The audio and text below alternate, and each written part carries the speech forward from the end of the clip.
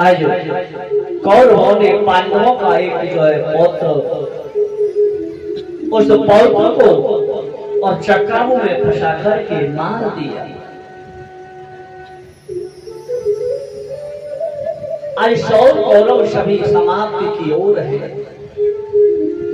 एक दुर्योधन बाकी बचे हैं और वो भी युद्ध भूमि में उनकी जंगा टूटी हुई पड़ी है। आज बहुत से चील कौवा आदि उनके ऊपर आकर के आक्रमण करते हैं और युद्ध भूमि में पड़े हुए दुर्योधन अपने हाथों से उनको भगाते हैं। उसी समय एक घटना घटी कि वहां पर गुरु द्रोणाचार्य के पुत्र अश्वत्थामा का आगमन हो गया। अश्वत्थामा ने आकर के देखा, पूछा, भैया तुम्हारी यह दुर्दशा किसने की है, मुझे बताओ। जब पूछा तो आज दुर्योधन ने कहा, भैया मुझे केवल एक कष्ट है कि पांडव 5 भाई और हम 100 भाई।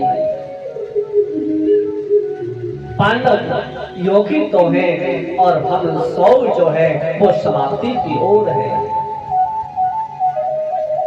अश्वत्थामा ने कहा, भैया तुम चिंता मत करो, समझ लो कि आज पांडव मारे गए। आज अश्वत्थामा सेनापति नियुक्त कर दिया गया और वहां से चल दिया गया। बोले आज मैं 5 पांडवों को समाप्त करके ही वापस लौटूंगा। रात्रि का समय हुआ। रात्रि में पांडव तो सो गए, लेकिन गोविंद को नींद नहीं आती है। अर्जुन की नींद खुली। कहा, कन्हैया तुम अभी सोए नहीं? बोले भैया तुम्हें सोने की पड़ी है और मैं ये सोच रहा हूं कि कल युद्ध कैसे होगा, कल की व्यवस्था कैसे होगी। जाओ को राखे साया और मार सके ना कोई, पालन भाव को कर सके सो जग बेड़ी हो। जिसका गोविंद रक्षक हो उसका कौन कुछ बिगाड़ सकता है। गोविंद ने कहा, भैया तुम इस पांडाल को छोड़ करके और दूसरे शिविर में चलो। आज उस शिविर को खाली छोड़ दिया और पांडव गोविंद के साथ दूसरे शिविर में चले गए। अश्वत्थामा ने रात्रि में क्या विचार किया। बोले अभी तो भोर रात्रि है, प्रातः काल जाऊंगा, मार दूंगा। लेकिन उधर में देखने लगा कि एक उल्लू उड़ता हुआ आया और उल्लू ने आकर के और वृक्ष पर सोते हुए पक्षियों को मारना प्रारंभ किया। अश्वत्थामा ने विचार किया कि जिस तरह से यह उल्लू जो है सोते हुए पर आक्रमण करता है, उसी प्रकार से मैं भी आक्रमण करूंगा। आज मुझे भी उस उलूक नीति को अपनाना चाहिए। उसने उलूक नीति को अपनाया, पहुंच गया। लेकिन वहां पांडव नहीं सोए हुए थे और पांडवों की चार पाइयों पर पांडवों के जो द्रौपदी के 5 पुत्र थे वह सोए हुए। अश्वत्थामा गया। अश्वत्थामा ने ये नहीं देखा कि ये पांडव है या पांडवों के पुत्र है। तलवार को खींच लिया और तलवार खींच करके उन 5 पुत्रों के सिरों को काट करके और अपने हाथों में लटका करके आगे को चल दिया, लेकर के जाने लगा। जब लेकर के जाने लगा रात्रि में ही और वह दुर्योधन के पास में पहुंच गया। बोले भैया अब तुम्हें किसी प्रकार की कोई चिंता नहीं है, आज मैंने पांडवों को मार दिया। बोले भैया तूने पांडवों को जो है क्या ऐसे समझ लिया? इतना घमासान युद्ध हुआ, अभी तक पांडव नहीं मर पाए और तू कहता है कि मैंने पांडवों को मार दिया। बोले भैया तुम्हें विश्वास नहीं होगा, इसीलिए तो आज मैं पांडवों के सिरों को काट करके लाया। दुर्योधन ने हाथ में सिर लेकर के देखा, दबाया, बोले यह पांडवों का सिर नहीं है, ये तो पांडवों के पुत्रों का सिर है। आज दुर्योधन की आंखों से अश्रुधारा बहने लगी। बोले भैया तूने ये क्या किया? आज हमारे दोनों के कुल में केवल यही 5 पुत्र थे और आज तूने इन 5 को भी समाप्त कर दिया। अब हमें कोई जल देने वाला भी नहीं बचा। आज रुदन करते हुए वहीं पर दुर्योधन का भी प्राणांत हो जाता है और अश्वत्थामा वहां से अपने किए हुए पाप का प्रायश्चित करने के लिए निकल गया। लेकिन जब प्रातः काल हुआ, प्रातः काल होते ही मैया या तो अपने पुत्र का मुख देखती है या अपने पतिदेव का। आज माँ जब पहुंच जाती है पास में, आज माँ द्रौपदी ने उस चादर को उठाकर के जैसे ही देखा तो उस माँ के 5 पुत्रों के सिर नहीं थे। ऋषियों, आज जिस माँ के 5 लाल हो और 5 पुत्र एक साथ समाप्त हो जाए, उस माँ का क्या हाल?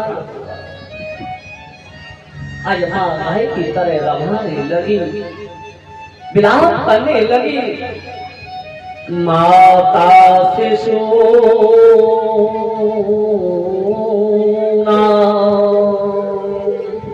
निधन सुता,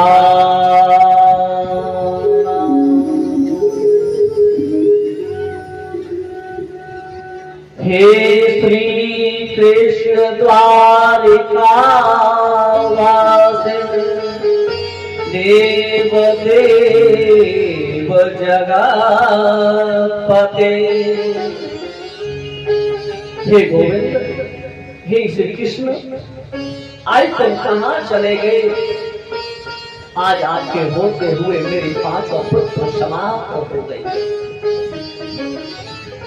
जब द्रौपदी माता रुदन करने लगी तो चारों तरफ से हजारों नारियों ने आकर के उन्हें घेर लिया। जिस गाय का एक बछड़ा कहीं गाय से दूर निकल जाए तो वह गाय अपने बछड़े के लिए जैसे रुदन करती है, रमाती है, उस तरह से आज मां द्रौपदी रुदन करने लगी। हे गोविंद, आज तुम कहाँ चले गए? अपने पतियों का नाम ले लेकर के पुकारती हैं। गोविंद के कानों में आवाज पहुंच गई। मेरे गोविंद पांडवों को पास में लेकर के आए। जब इस घटना को देखा तो अर्जुन ने प्रतिज्ञा की, जिसने आज हमारे पुत्रों को मारा है, द्रौपदी, मैं उसे जीवित नहीं छोड़ूंगा। कन्हैया के साथ रथ में बैठ करके निकल गई। मार्ग में देखा अश्वत्थामा ने कि अर्जुन मेरे पीछे दौड़ा चला आ रहा है और मुझे ये मार देगा। तो आज अश्वत्थामा ने ब्रह्मास्त्र को चला दिया। जब ब्रह्मास्त्र को चलाया, मेरे गोविंद से अर्जुन कहने लगे, कन्हैया, ये ब्रह्मास्त्र मुझे चलाने के लिए आ रहा। कन्हैया ने कहा, अर्जुन तुम भी चिंता मत करो, अरे तुम्हारे पास ही तो ब्रह्मास्त्र है, वो ब्रह्म विद्या है, तुम भी चला जाओ। महाराज, कांटे को कांटे से ही निकाला जाता है, लोहे को लोहे से ही काटा जाता है। विष की दवा विष होती है। आज उसने भी उस ब्रह्मास्त्र को चलाया। आज दोनों ब्रह्मास्त्र आकाश मंडल में टकराने लगे। उनसे तपोमयी अग्नि निकलने लगी। मेरे गोविंद ने अर्जुन को समझाया और दोनों ब्रह्मास्त्रों को पकड़ करके शांत किया। अश्वत्थामा जब दौड़ने लगा तो अश्वत्थामा को पकड़ लिया और पकड़ करके रथ से बांध करके ले जाने लगे। सभा में पहुंच गई। द्रौपदी से कहा, द्रौपदी, अब बतलाओ इसको कैसे मारना चाहिए। कन्हैया कहने लगे, अर्जुन तुमने प्रतिज्ञा की थी, अपनी प्रतिज्ञा को पूरा करो और द्रौपदी को खुश करो और मुझे भी खुश करो। लेकिन अर्जुन ये ब्राह्मण है और ब्राह्मण को मृत्यु दंड नहीं देना चाहिए, ब्राह्मण को मारना नहीं चाहिए। और फिर भी ये तुम्हारे गुरुपुत्र है, गुरुपुत्र जो है वो गुरुजी के समान होता है, इसे मारो मत। कन्हैया ने कहा देखो, और ये बाल हत्यारा है, इसने सोते हुए बच्चों को मारा है, तुम इसको जो है ये मृत्यु दंड का अधिकारी है। जाओ मेरे गोविंद के द्वारा ऐसा उपदेश सुना। तो अर्जुन कहने लगे, जय हो न्यायाधीश प्रभु, आपने तो मुझे चक्कर में डाल दिया। आप कहते हो कि मारने के योग्य है और आप ही कहते हो कि मारने के योग्य नहीं है। प्रभु अब आप ही निर्णय करो कि क्या कार्य किया जाए। तुलसी बाबा भी कहते हैं, पूजिए बेप्रा जो वेद विहीना, शूद्र न बोलना वेद विहीना।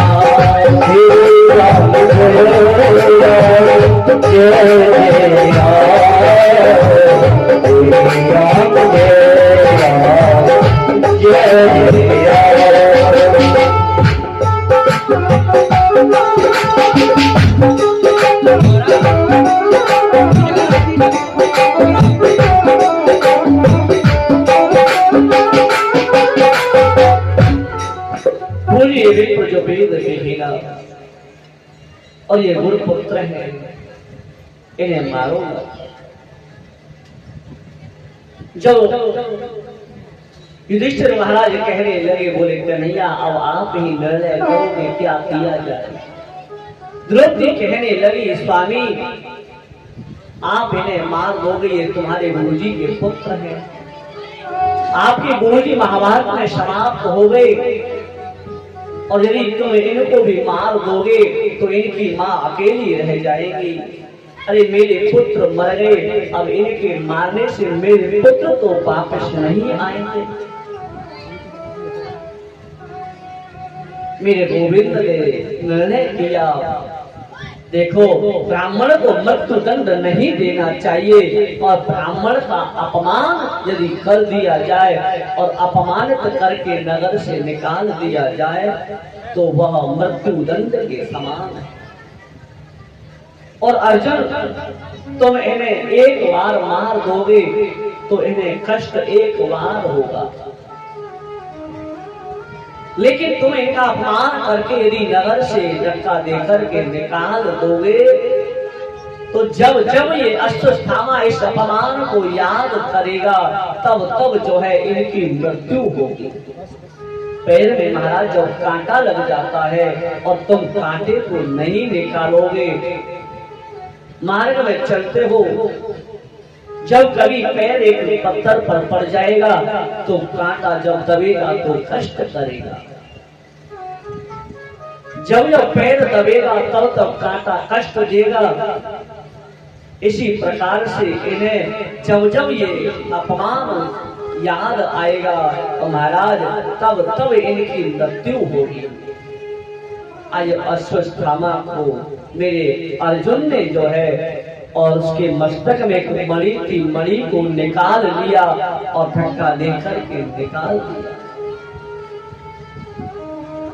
लेकिन आज अश्वत्थामा उस अपमान का भूत पी करके उसने क्या विचार किया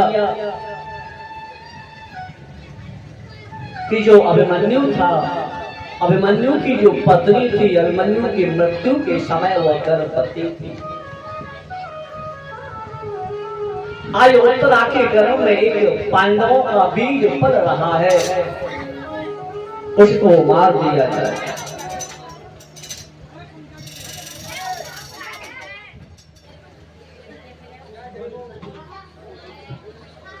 परिवार के शिरार दीजिए।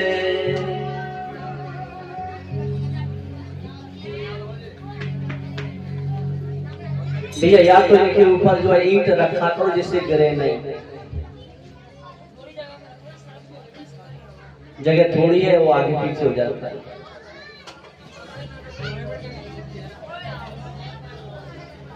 आइए